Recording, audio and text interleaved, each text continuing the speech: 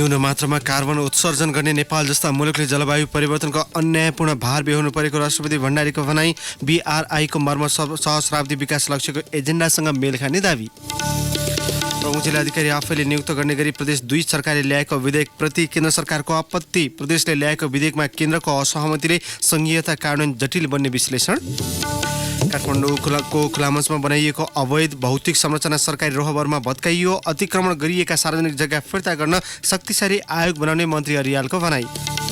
अन्तर्राष्ट्रिय हतियार व्यापार सम्बन्धी राष्ट्रसङ्घीय सम्झौताबाट बाहिरिने अमेरिकी राष्ट्रपति ट्रम्पको भनाई। सम्झौताले हतियार नियन्त्रण चुनौती बन्ने दावी। र Nepal ACC under 16 eastern region cricket च्याम्पियनसिपको फाइनलमा हङकङ 4 विकेटले पराजित। नमस्कार, कान्तिपुर डायरीका साथमा साथी प्रिन्स र म अनिल। सुरु गरौँ मुख्य प्रसङ्गबाट। राष्ट्रपति विद्यादेवी भण्डारीले न्यून मात्रामा कार्बन उत्सर्जन गर्ने नेपाल जस्ता मुलुकले जलवायु परिवर्तनको अन्यायपूर्ण भार बेहोर्नु परेको बताउनु भएको छ। चीनको बेजिङमा सम्पन्न belt and road initiative BRI को दोस्रो अन्तर्राष्ट्रिय शिखर सम्मेलनको राउन्ड टेबल बैठकलाई सम्बोधन गर्दै राष्ट्रपति भण्डारीले जलवायु परिवर्तन र हरित अर्थतन्त्रमा जोड दिनुभएको छ। संयुक्त राष्ट्रसङ्घले अघि सारेको 2030 को सहस्राब्दी विकास लक्ष्य प्राप्तिका लागि विभिन्न राष्ट्रका प्रमुख तथा कार्यकारी प्रमुख बीच भएको छलफल सहभागी राष्ट्रपति भण्डारीले BRI को मर्म सहस्राब्दी विकास लक्ष्यको एजेन्डासँग मेल खाने बताउनुभयो। दिगो विकासका 3वटै आधारहरूलाई सन्तुलनमा राख्दै स्वच्छ नवीकरणीय ऊर्जा र न्यून कार्बनका क्षेत्रहरूमा BRI ले लिएको लक्ष्यले वातावरण मैत्री अर्थतन्त्रका लागि महत्त्वपूर्ण हुने राष्ट्रपति भण्डारीको भनाइ छ।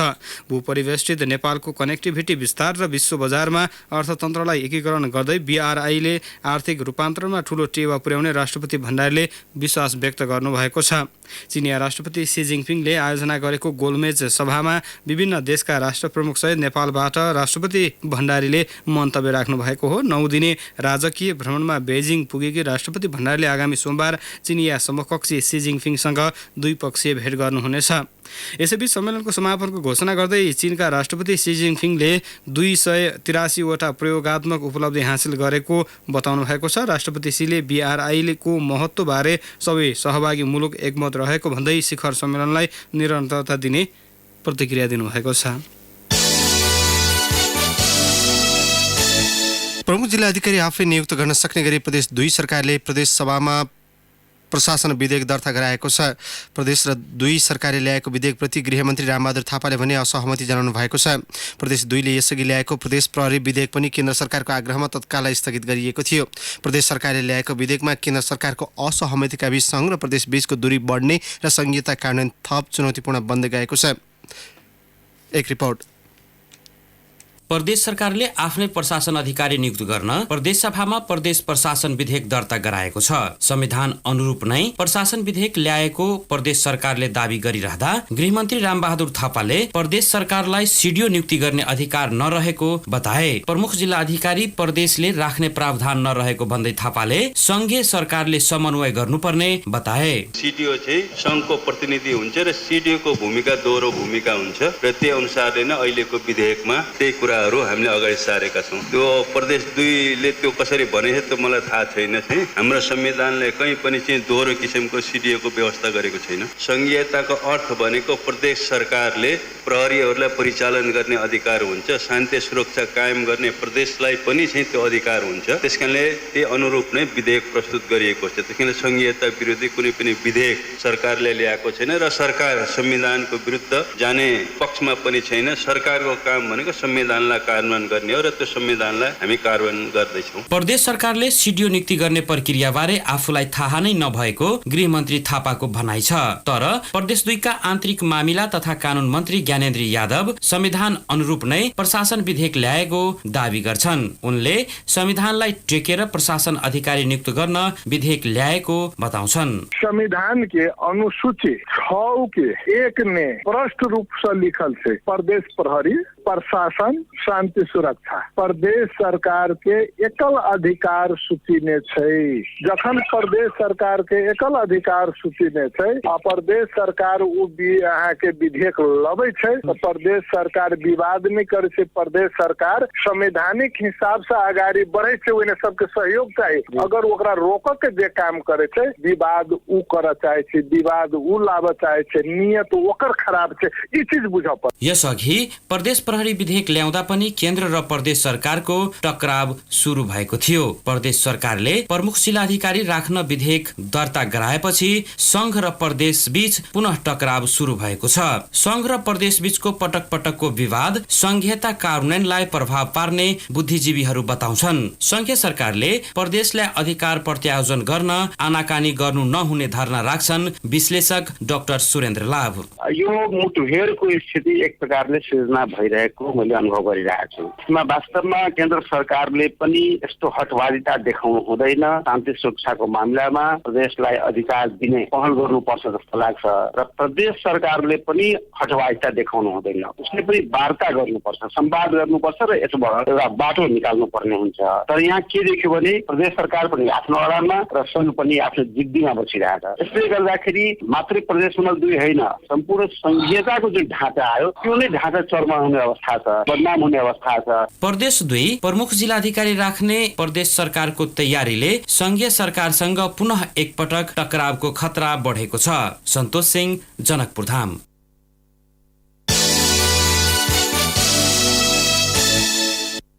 काठमाडौँ महानगरपालिकाले खुला मञ्चमा बनाइएका अवैध टहरा संरचना डोजर लगाएर भत्काएको छ। खुला मञ्च अतिक्रमण गरेर सटर बनाएको भन्दै जनस्तरबाट व्यापक विरोध भएपछि काठमाडौँ महानगरपालिकाले आज डोजर चलाएर संरचना भत्काएको हो। स्वच्छन्द बिल्डर्स कम्पनीले खुला मञ्चमा सटर बनाएर व्यवसायीलाई भाडामा दिएको थियो भने केही संरचना बन्दै थिए। प्रमुख जिल्ला अधिकारी रामप्रसाद आचार्य र महानगरपालिकाका मेयर विद्यासुन्दर साकेको रोहबरमा आज डोजर चलाइएको हो। महानगरपालिका र ठेकेदार मनोज कुमार भेटवालको स्वच्छन्द बिल्डर्सको मिलेमतमा खुला मञ्च ठेक्का दिएको खुलासा भएपछि चौतर्फी विरोध भएको थियो। खुला मञ्चको संरचना भत्काउने क्रममा महानगरपालिकाकी उपमेयर हरिप्रभा खड्गी र टहराका व्यवसायबीच केही बेर विवाद समेत भएको थियो। व्यवसायीले खड्कालाई घेराउ गरेपछि प्रहरीले सुरक्षा दिनु परेको थियो। यसैबीच भूमि व्यवस्था, सहकारी तथा गरिबी निवारण मन्त्री पद्मा अर्यालले कब्जा र अतिक्रमण गरिएका सरकारी र सार्वजनिक जग्गा फिर्ता गर्न अधिकार सम्पन्न आयोग गठनको तयारी भइरहेको बताउनु भएको छ। राजधानीमा आज आयोजित एक कार्यक्रममा उहाँले मुलुकभर जुनसुकै ठाउँमा सरकारी र सार्वजनिक जग्गा कब्जा भए पनि सबै फिर्ता गर्ने तयारीमा सरकार जुटेको बताउनु भयो। सरकारी, सार्वजनिक र गुठी सम्बन्धी जग्गाको विवाद हेर्ने अधिकार आयोगलाई दिने गरी कार्यदेश बनाउन लागेको उहाँको भनाइ छ। ललिता निवाससँग जोडिएर आएका विषयको छानबिनका लागि यस क्षेत्रका 450 भन्दा बढी किता मालपोत कार्यालयले बिक्री वितरणका लागि रोका गरिसकेको मन्त्री अर्यालको भनाइ छ। पार्टीभित्र देखिएको संवादहीनताको अवस्थालाई तोड्न सभापति शेरबहादुर देउवा सक्रिय हुनुभएको छ। देउवा र वरिष्ठ नेता रामचन्द्र पौडेलले पार्टीलाई भागवण्डामा चलाउन खोजेको आरोप लगाउँदै आएको तेस्रो धारका नेताहरूसँग देउवाले आज बुढा नीलकण्ठ स्थित आफ्नो निवासमा छलफल गर्नुभएको हो। नेता कृष्णप्रसाद सिटौला समूहसँगको भेटमा विभाग गठन, भातृ संगठनको विवाद अन्त्यका विषयमा छलफल भएको देउवाको सचिवालयले जनाएको छ। सिटौला समूहसँग दूरी बढ्दा विभाग गठन लगायत भातृ संगठनका विवादित विषय टुङ्ग्याउने सन्दर्भमा देउवालाई सकस परेको छ। देउवासँगको भेटमा सिटौलाले पार्टीलाई लथालिङ्ग अवस्थामा छाड्न नहुने बताएको बैठकमा सहभागी एक नेताले बताएका छन्। यसैबीच नेपाली कांग्रेसका वरिष्ठ नेता रामचन्द्र पौडेलले कांग्रेसले तराई मधेसबाट राजनीति इतिहास रचेकाले मधेसप्रतिको सम्बन्ध सधैँ प्रगाढ हुने बताउनु भएको छ। कांग्रेस रौतहट क्षेत्र नम्बर 2 ले आज राजपुर फर्दावामा आयोजना गरेको सभामा पौडेलले मधेसी जनताको सुख दुःखमा पार्टी सधैँ साथ रहेको उल्लेख गर्नुभयो। वामपन्थीले बोलेका कुराहरू पुरा नगरेको भन्दै उहाँले प्रधानमन्त्री केपी शर्मा ओलीको आलोचना समेत गर्नुभयो। वार्ड बडी, कालीगण्डकी लगायतमा कम्युनिस्ट पार्टीका नेता मुछिएको भन्दै जनविश्वास गुमाएको सरकार पूर्ण रूपमा असफल भएको दाबी समेत गर्नुभयो। कान्तिपुर डायरीमा अब ब्रेकको पालो। अब बाँकी प्रसङ्ग। रविन्द्र मिश्र नेतृत्वको विवेकशील साझा पार्टीले नाम परिवर्तन गरेको छ। पार्टीको रणनीतिक कार्यक्रम तय गर्न 3 दिनसम्म बसेको केन्द्रीय समितिको पूर्ण बैठकले पार्टीको नाम परिवर्तन गर्दै साझा विवेकशील राख्ने निर्णय गरेको हो। तल्लो तहदेखि केन्द्रीय नेतृत्वसम्म युवाहरूका लागि 40% स्थान आरक्षण गर्ने निर्णय पनि केन्द्रीय समितिको बैठकले गरेको छ। यस्तै सर्वसाधारणसँग अन्तर्क्रियाका लागि आगामी जेठ 1 गतेदेखि देश दौडाहामा निस्किने, पार्टीको निर्वाचनमा विदेशमा रहेका सदस्यलाई पनि मतदानको अधिकार दिने निर्णय पनि बैठकले गरेको साझा विवेकशील पार्टीका प्रवक्ता सूर्यराज आचार्यले जानकारी दिनुभयो। 12 र पर्सामा गत चैत 17 गते आएको हावाहुरीबाट भत्किएका घरको पुनर्निर्माणका लागि नेपाली सेनाको टोली खटिएको छ। प्रभावित क्षेत्रमा घर बनाउन आजबाट टोली पठाइएको सेनाका प्रवक्ता विज्ञानदेव पाण्डेले बताउनुभयो। पुनर्निर्माणको काम भने वैशाख अन्तिम साताबाट सुरु हुनेछ। वैशाख 25 गतेसम्म आवश्यक सबै सामान जुटाउने र त्यसपछि निर्माण थालिने प्रवक्ता पाण्डेले बताउनुभयो। 12वटा समूह बनाएर सेनाले काम गर्ने उल्लेख गरेको छ। मौसम अनुकूल भए साउन 12 गतेसम्म निर्माणका सबै काम सक्ने लक्ष्य रहेको सेनाले उल्लेख गरेको छ। हावाहुरी प्रभावित क्षेत्रमा भवन निर्माणका लागि सेनासहित करिब 4000 खटिँदैछन्। हावाहुरीका कारण 2 जिल्लामा 1453 घर पूर्ण रूपमा भत्किएका थिए। प्रभावितहरू अहिले टेनमा बसिरहेको जिल्ला प्रशासन कार्यालय 12 का प्रशासकीय अधिकृत एवं प्रवक्ता मुरारी कार्कीले बताउनुभयो। सरकारले घरहरूको पुनर्निर्माणका लागि 84 करोड 68 लाख 76 हजार रुपियाँ सेनालाई उपलब्ध गराउने निर्णय यसअघि गरिसकेको छ। सामुदायिक विद्यालयमा खस्किएको शैक्षिक गुणस्तर सुधार्न शिक्षा विज्ञान तथा प्रविधि मन्त्रालयले आगामी 10 वर्षलाई शिक्षा रूपान्तरणको दशकका रूपमा लैजाने योजना बनाएको छ। सोही योजना अनुसार विद्यालयमा गुणस्तरको पहल गरिरहेका काठमाडौँ उपत्यका बाहिरका 26 विद्यालय सहित केही स्थानीय तह समेटेर मन्त्रालयले अस्ति बिहिबार 2 दिने सम्मेलन गर्यो।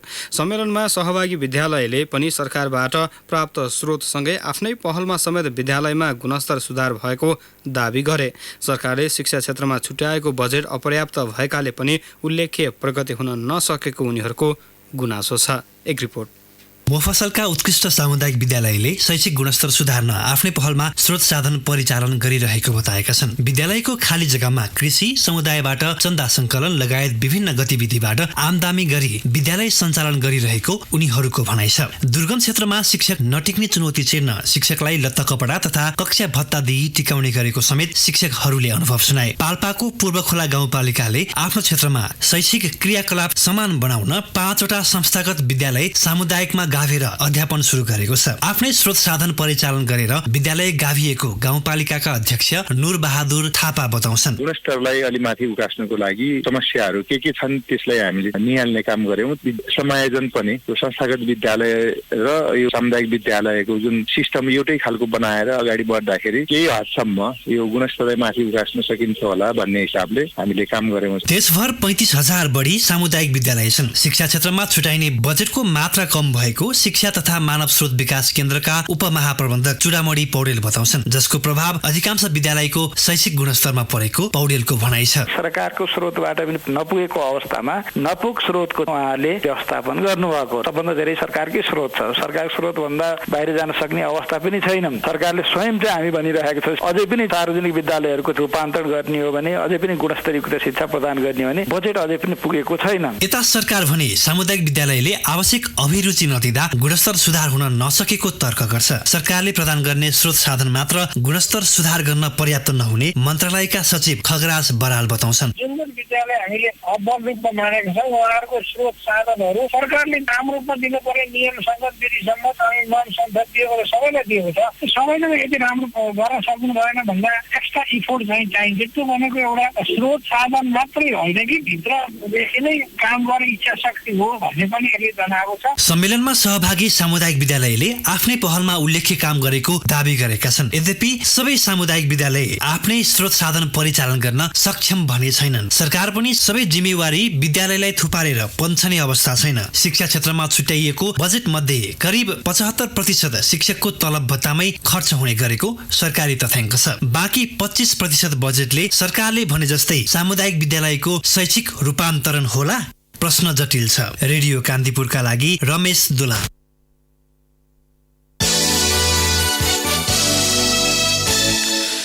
झाडा पखाला फैलिएको गुल्मीको मुसिकोट गाउँ नगरपालिका 4 बडागाउँको दजाकोटको खानेपानीमा कोलिफर्मको मात्रा भेटिएको छ। स्थानीयले प्रयोग गर्दै आएको नोर खोलाको पानी परीक्षण गर्दा कोलिफर्मको मात्रा उच्च देखिएको हो।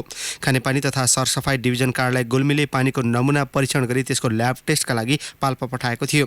मुहान, ट्याङ्की र बग्दै गरेको पानीमा परीक्षण गरिएकोमा तिनै प्रकारकै पानीमा प्रदूषण देखिएको बडागाउँ स्वास्थ्य चौकीका स्वास्थ्यकर्मी थम्मन बहादुर राकसकोटीले बताउनुभयो।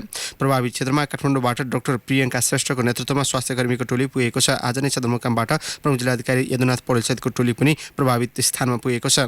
पानीको नमुना, दिशा र पिसाब सङ्कलन गरी काठमाडौँको टेको स्थित परीक्षणशालामा सूक्ष्म परीक्षणका लागि ल्याउने तयारी भइरहेको प्रमुख जिल्लाधिकारी पौडेलले बताउनुभयो।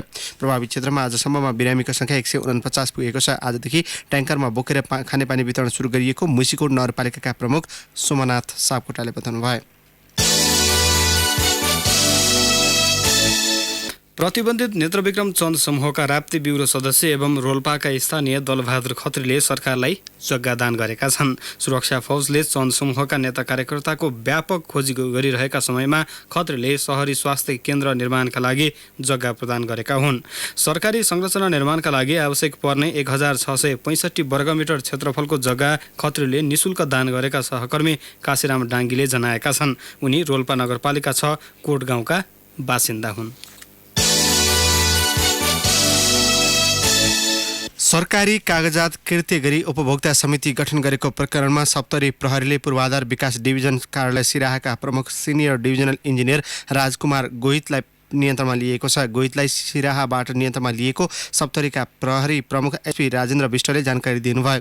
प्रदेश 2 को भौतिक पूर्वाधार विकास मन्त्रालय अन्तर्गत सप्तरी जिल्लामा सञ्चालित योजनामध्ये अग्निसायर कृष्ण सावरण गाउँपालिका र छिन्नमस्ता गाउँपालिकामा कृत्य उपभोक्ता समिति गठन भएको थियो। गाउँपालिका तथा वडा कार्यालयको लेटर प्याड तथा दरखास्त कृत्य गरी सडक निर्माणको उपभोक्ता समिति बनाएको आरोप प्रहरीले यसअघि नै पूर्व सांसद तथा राजपा नेपालका केन्द्रीय सदस्य बीपी यादव तथा राजपाका अर्का केन्द्रीय सदस्य हरिनारायण मण्डललाई पक्राउ गरी अनुसन्धान गरिरहेको छ। कृत्य गरी उपभोक्ता समिति गठन गर्दा गोहितको पनि संलग्नता रहेकाले अनुसन्धानका लागि पक्राउ गरिएको एसपी विष्टले बताउनुभयो। कान्तिपुर डायरीमा अब रूपन्देही डायरीको पालो। बुटबल डायरीबाट अमृता अनमोलको नमस्कार। दिगो र प्रभावकारी विकासका लागि भन्दै प्रदेश 5 सरकारले 5 वर्षे आवधिक योजना बनाएको छ। प्रदेशका सबै जिल्ला र स्थानीय तहमा पुगेर विषय विज्ञ तथा जनप्रतिनिधिहरूको सुझावबाट योजनाको आधारपत्र तयार गरिएको छ। त्यसमा प्रदेश 5 को गरिबीको दर 5 वर्षभित्रमा 10% झार्ने मुख्य लक्ष्य रहेको प्रादेशिक योजना आयोगका उपाध्यक्ष प्रकाश कुमार श्रेष्ठले बताउनुभयो। आर्थिक वर्ष 2080-81 सम्मको आवधिक योजनाको अवधारणा पत्रमा संयुक्त राष्ट्र संघले लिएको दिगो विकास लक्ष्य, केन्द्र सरकारको 15औं आवधिक योजना र 25 वर्षे दीर्घकालीन सोचसँग मेल खाने गरी योजना बनाइएको छ। आवधिक योजनामा 5 वर्षमा प्रदेशको कुल ग्राहस्थ उत्पादन 9.5% सम्म पुर्याउने, कुल ग्राहस्थ बचत 20% र स्थिर पुँजी लगानी 40% सम्म वृद्धि गर्ने लक्ष्य छ। रूपन्देहीको रोहिणी गाउँपालिकाले सहयोगको नाममा विद्यालयले लिने भर्ना शुल्कमा रोक लगाएको छ। गाउँ शिक्षा समितिको बैठकले कुनै पनि बहानामा सामुदायिक विद्यालयमा लिने गरेको शुल्क रोक्ने निर्णय गरेको हो। गाउँपालिकाका अध्यक्ष सनोज यादवले निर्णय कार्यान्वयन गराउन गाउँपालिका अन्तर्गतका सबै सामुदायिक विद्यालय र मदरसाहरूलाई परिपत्र गरेको बताउनुभयो।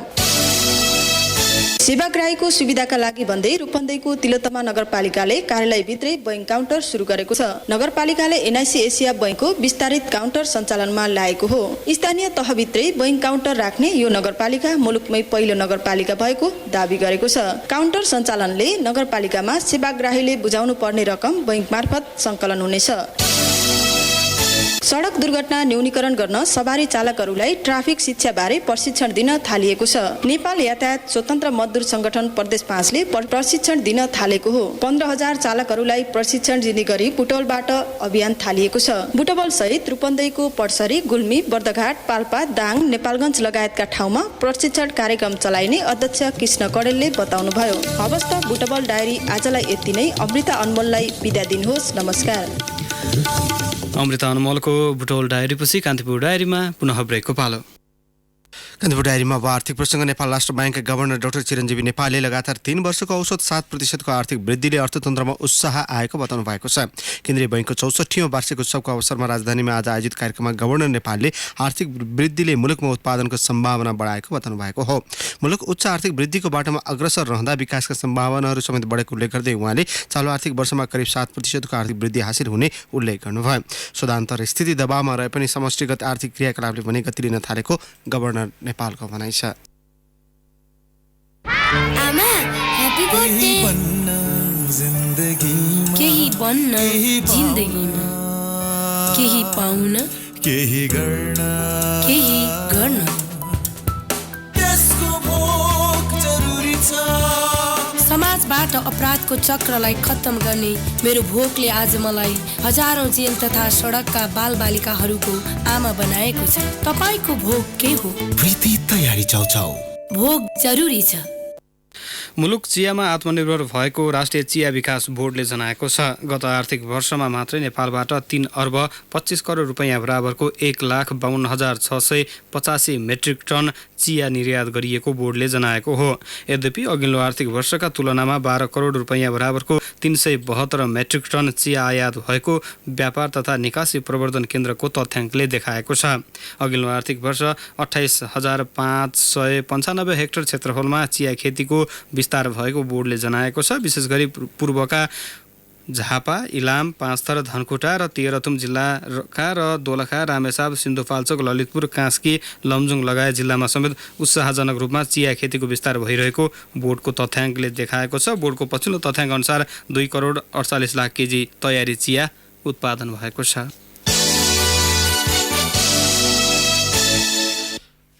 अब अन्तर्राष्ट्रिय प्रसङ्ग। अमेरिकाका राष्ट्रपति डोनाल्ड ट्रम्पले संयुक्त राष्ट्रसङ्घको समन्वयमा भएको अन्तर्राष्ट्रिय हतियार व्यापार सम्बन्धी सम्झौताबाट बाहिरिने बताउनु भएको छ। सन् 2013मा पूर्व राष्ट्रपति बाराक ओबामाले हस्ताक्षर गरेको सम्झौतामा विभिन्न मुलुकबीच हतियार किनबेचलाई नियमन गर्ने सहमति भएको थियो। सम्झौताका कारण विश्वमा हतियार नियन्त्रण चुनौती बन्दै जाने तथा हतियार राख्न पाउने अधिकार सम्बन्धी आफ्नो कानुनसँग बाजिने अमेरिकाको नेसनल राइफल एसोसिएसनले उल्लेख गरेको छ। अमेरिकाले विश्व हतियार व्यापारको 58% हिस्सा ओगटेको छ। हतियार सम्बन्धी सम्झौताले अमेरिकाका नागरिकको सुरक्षामा चुनौती खडा भएको ट्रम्पको भनाइ छ। अब खेल प्रसङ्ग। Nepal ACC under 16 eastern region cricket च्याम्पियनसिपको फाइनलमा प्रवेश गरेको छ। थाइल्यान्डमा आज भएको सेमी फाइनल खेलमा हङकङलाई 4 विकेटले हराउँदै नेपालले प्रतियोगिताको उपाधि यात्रा तय गरेको हो। हङकङले दिएको 27 रनको चुनौती नेपालले 21.4 ओभरमा 6 विकेट गुमाएर भेट्टायो। असई भट्टराईले सर्वाधिक 17 रन बनाएको इनिङ्समा रोशन विकले 14, दीपक बोहराले 11 र सुभाष अयरले 10 रनको योगदान गरे। क्रिस कार्की अभिजित 12 रन बनाउँदै नेपाललाई जित दिलाए। हङकङका ब्रिज नारिनले नेपालको 3 तथा अहान त्रिवेदीले 2 विकेट लिए। यसअघि प्रेम 3 सुलान्दोका क्रिकेट मैदानमा टस जितेर पहिले ब्याटिङ गरेको हङकङ 32.2 ओभरमा 86 रनमा समेटिएको थियो। कप्तान आरुष भागवतले 43 रन बनाएको इनिङ्समा हङकङका अन्य ब्याट्सम्यानले दोहोरो अङ्कको स्कोर छुन सकेनन्। निखिल कुमार सिंहले उत्कृष्ट बलिङ गर्दै 4 विकेट लिएपछि हङकङ कम स्कोरमा समेटिएको हो। माथिल्लो क्रममा रमेश कुर्मी र विशाल कुमार पटेलले समान 2 विकेट लिए। तिलकराज भण्डारीको नाममा 1 विकेट रह्यो। हङकङका 1 ब्याट्सम्यान रन आउट भएका थिए। फाइनल खेल भोलि हुनेछ। सत्तारूढ नेपाल कम्युनिस्ट पार्टी नेकपाका अध्यक्ष पुष्पकमल दाहालले स्वास्थ्य अनुशासन र राष्ट्रको पहिचानका लागि खेलकुदको भूमिका महत्त्वपूर्ण रहेको बताउनु भएको छ। नेपाल भलिबल सङ्घले ललितपुरको लगन खेलमा आजदेखि सुरु गरेको महिला राष्ट्रिय भलिबल प्रतियोगिताको उद्घाटन गर्दै उहाँले नेपाली महिला खेलाडी अन्तर्राष्ट्रिय क्षेत्रमा प्रतिस्पर्धा गर्न सक्षम रहेको बताउनु भयो। खेलकुद क्षेत्रमा नेपाली महिलाको योगदानले देशको शिर उच्च बनाएको अध्यक्ष दाहालको भनाइ छ। पूर्व प्रधानमन्त्री समेत रहेका दाहालले खेलकुद क्षेत्रमा राज्यले आवश्यक लगानी गर्नुपर्नेमा जोड दिनुभयो। सङ्कटा क्लब 4औं संस्करणको मेची नगर गोल्ड कप फुटबल प्रतियोगिताको सेमिफाइनलमा प्रवेश गरेको छ। आयोजक मेची नेत्रालय झापालाई हराउँदै 4-1 गोल अन्तरले हराउँदै सङ्कटा सेमिफाइनलमा पुगेको हो। काकडभेट्टा माविको खेल मैदानमा भएको खेलमा सङ्कटाका लागि पहिलो हाफमा फोफोना फोडेको ह्याट्रिक गरे भने इकिने क्रिस्टियनले 55औं मिनेटमा अर्को गोल थपे। आयोजक मेची नेत्रालयका लागि विमल घरतीले 80औं मिनेटमा सान्त्वना 1 गोल गरे। सङ्कटाले सेमिफाइनलमा भेटानको पारो क्लब र नेपाल पुलिस क्लब बीचको विजेतासँग प्रतिस्पर्धा गर्नेछ। गोल्ड कपमा हुने अर्को क्वार्टर फाइनल खेलमा भोलि नेपाल आर्मी र धरान फुटबल क्लबले प्रतिस्पर्धा गर्नेछन्। 2 विदेशी सहित 10 टोली सहभागी गोल्ड कपको उपाधि विजेताले 10 तथा उपविजेताले 5 लाख रुपियाँ।